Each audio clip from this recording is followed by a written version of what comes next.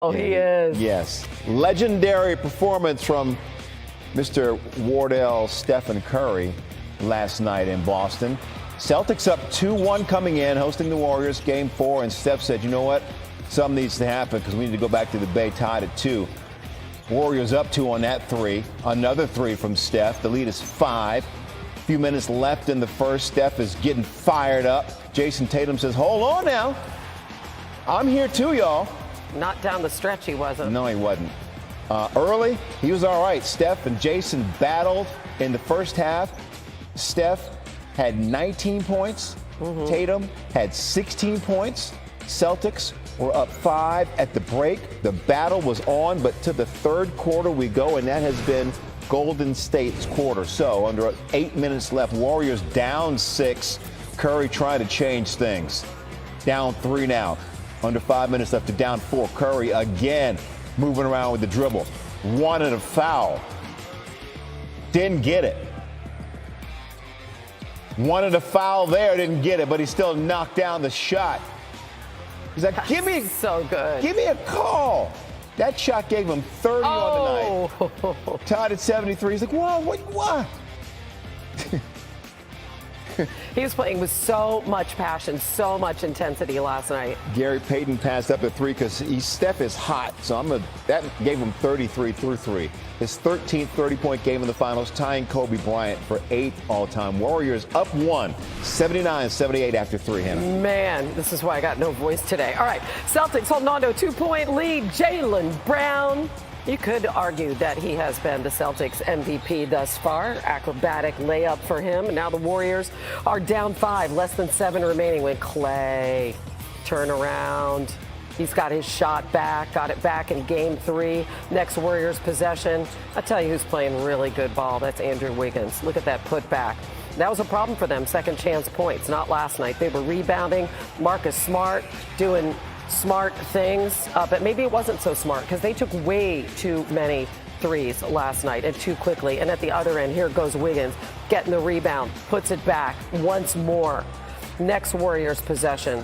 It's Thompson off an assist from Curry. So Curry was not only hitting, he was finding his teammates for great shots. Beautiful look by Thompson, and then Curry gets switched on to Robert Williams, and this is where I was just going insane on that play. Somehow he gets open, dribbles right by him, hits the floater, and then off an assist from Draymond Green, hits another big shot, finishes with 43 points, his second highest scoring finals game in his career, and 10 rebounds in the win. Here's Shaq.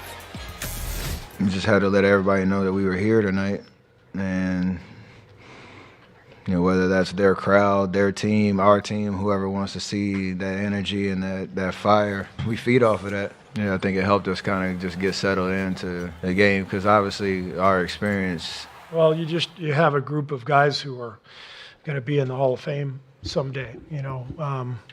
Steph, Clay, Draymond, these guys are the constant. They've been here together. They're not only gifted, but they're incredibly competitive. That's what it takes to win on the road. You have to summon that kind of will and intensity and passion, and those guys have that. All right, so just to put this in perspective, 3 players in NBA history have scored 40 points in the finals at age 34 or older. The oldest is LeBron James. At the age of 35, he drops 40 in the bubble. In Game 5 of the 2020 finals, Lakers lost that game to the Heat, but LA went on a course to win that series in 6. And MJ, 35, when he put up 45 in his final game as a Bull. Game 6, 1998 finals. Last 2 points coming off that iconic game-winning crossover to seal that 6th championship. And then last night, 34-year-old Steph dropping 43, draining 7 threes, outscoring the rest of the Warriors starting 5 in the process. He has 137 points in these finals, 48 more than any other. All right, S.A., I know how badly you want to see these Warriors win. What is your level of concern tonight for Steph Curry? He's been carrying the load and now dealing with this injury. Well, it's extreme. And it's extreme, not necessarily from the health standpoint. It's serious from the standpoint that I think he needs to be 100%. It's extreme from the standpoint I don't think that the Golden State Warriors can afford to lose this game. And as far as I'm concerned, the only consistent threat offensively that has existed in for the Golden State Warriors in these finals is Steph Curry. And so because of that, you look at the load that's basically been placed on his shoulders. He's always been the face of the franchise. Obviously, when Kevin Durant was there, he was not the best player, but he was still lethal and he was still the face of the franchise. But with Kevin Durant gone, now he is the best player on the team. The reality is that all that pressure is going to be mounted against him. And as I watch the Boston Celtics defend against this guy, I see how tough it is for him to get loose. Certainly when he launches, we know how lethal he can be and what have you. But they are making sure very little is easy for him. Practically everything is being contested, and they're in his face because their mentality clearly is, you know what, make it difficult for Steph Curry. We believe we can contain pretty much everybody else. They did contain practically everybody else for the first 2 games, with the exception of the explosion from Steph Curry, and then Jordan Poole got loose in the third quarter for a little bit. And then Clay got loosed in the third quarter. In game 3. But that's really where it's at right now. You need Steph Curry in the worst way. Certainly more than you needed him for the previous 2 titles they won when they had Kevin Durant at their disposal. Anything that hobbles Steph Curry definitely makes the task that much more harder. Okay. I like that, Steve. I mean, it took a while to get there, but I like that. I'm gonna go. What's wrong with you? No, I'm just being honest. It can take a while. It's first take. No, but What happened? It's your show, right. It's your show. You can take as long as you want to get to whatever you want. Here we go. Yes. Respect. I'm much quicker on Sports Center and Countdown, but on first take, I take my time. Yeah. Okay. Well, I like the way us as basketball jam players, here. Jay. You understand. You too, Steve. Probably a long time ago. When you're injured, when you come back, you're so focused on getting healthy. You're so focused on the injury that you tend to kind of not think about the game and kind of play relaxed. So I wouldn't be surprised if I see Steph Curry have an explosive game tonight. I'm with you, PB. I hope he does have an explosive game. There's obviously, I'm with Stephen A. There's extreme concern here. For me, could there be stiffness in the ankle, the foot, that could leave shots short? Yeah, but after a while, you get lost in the competitive nature of the game. You start really hooping. You lose yourself in the passion of the game. Where I do get worried about him and the ankle, though, is more so on the defensive side of the ball. No. See, me being at this table with you, one of the reasons I've always loved your game is that you're a pit bull, right? You're a shark. When you smell blood in the water, you're hunting. So there's blood in the water now for Steph Curry. So if he was already getting targeted in game 3, the way Marcus Smart, you want to keep switching all this action? No. You end up on Marcus Smart, we're going to put you in the block. Oh. You end up guarding Al Horford, we're putting you in the block. Now, every time I got anybody that you're on, I'm driving you. Already know that you don't have any interior presence, right? Now, we'll see if they play Kuminga. We'll see if they play Kevon Looney, how they'll match up those minutes. But if there's not an interior presence and Draymond switching so much on the perimeter, whoever Steph Curry is guarding, make it a signal to attack him and drive him and make him move lateral. And I understand that standpoint, and that wouldn't be a wrong standpoint. But if this was something new that Steph Curry was dealing with, then I'll be like, okay, this is something he's dealt with. This is something he's dealt with in the past. So he kind of knows how to manage it, and it won't be surprised they're attacking everybody on that team. Everybody is blood in the water on that team. So I'm sorry, Stephen A. Smith. This is your show, my bad. Not to jump on, yeah, it is. It's okay though, man. I got 20 plus years on you. I got 20 plus years on you. Remember that, my brother. I thought he was going to say. PSA, I didn't say nothing. He cleaned it real quick. It's me and Molly. You just remembered me. Let's make sure Pat come check me out in 20 years. I'm gonna be looking for you 20 years from now, my brother. You turned 34 July 12th, I think. So we'll see.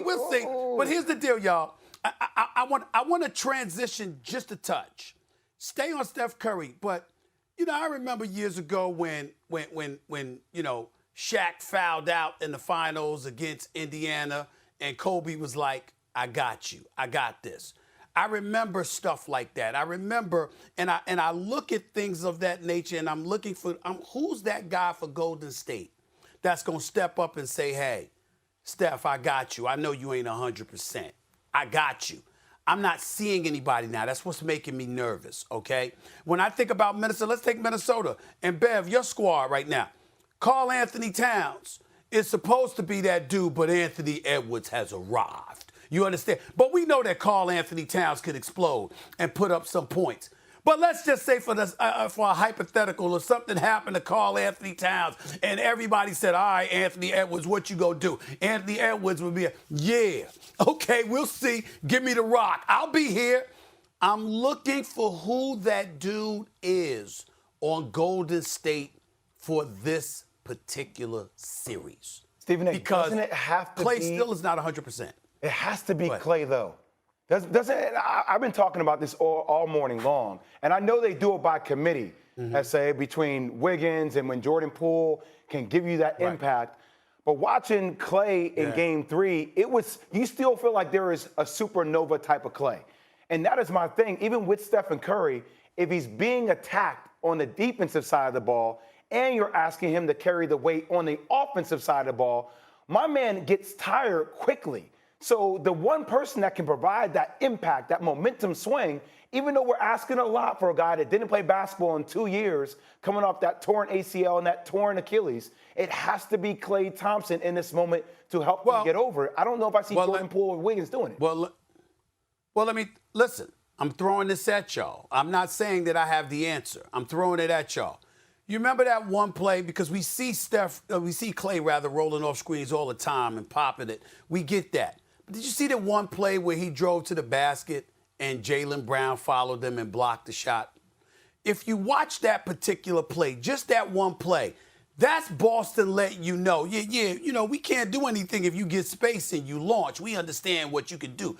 But in terms of dribble drive penetration, getting to the hole on your own off the dribble and finishing at the basket, hell, you ain't got nothing on us if you Klay Thompson. That's what Boston seems to be saying. We're just as big, if not bigger. We're damn sure stronger, and we're clearly healthier because we weren't out the last 2 years. You were, and you're trying to get yourself back. So I'm not saying that Klay can't do something or Klay doesn't need to do something.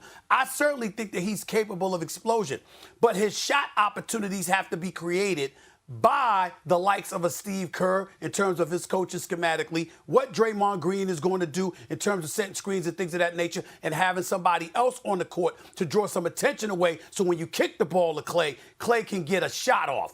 That's what I'm saying. You can't just give it to him and say, take us there. He needs help.